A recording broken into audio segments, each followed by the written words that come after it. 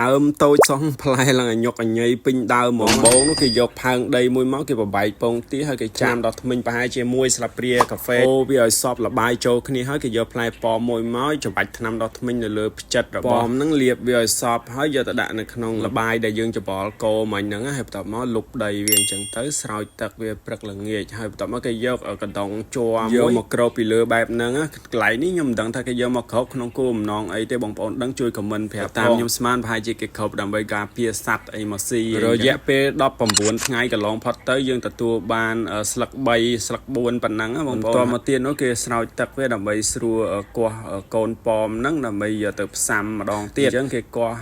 វាចេញមកហើយគេយកផើងថ្មីមួយផ្សេងទៀតហើយគេដាក់ដីនៅពេញផើងហ្នឹងគេលងផ្នែកកណ្ដាលនេះបន្តិចហើយបន្ទាប់មកគេយកចេកទុំមួយមកប្រហែលជាចេកដំបងបងប្អូនបើមើលទៅហើយគេកាត់ចេកហ្នឹងជាចំណិតបន្ទាប់មកគេដាក់នៅក្នុងរណ្ដៅក្នុងផើងហ្នឹងបាទជាចុងក្រោយគាត់យកកូនប៉មមកដាក់ដាំនៅក្នុងផើងហ្នឹងម្ដងទៀតបន្ទាប់ពីយើងដាក់ចេកអញ្ចឹងហើយលុបដីស្រោចទឹកព្រឹកល្ងាចអញ្ចឹងទៅអនុវត្តវិធីនេះដដែលរយៈពេល62ថ្ងៃក្រោយគឺយើងបានលទ្ធផលបែបនេះ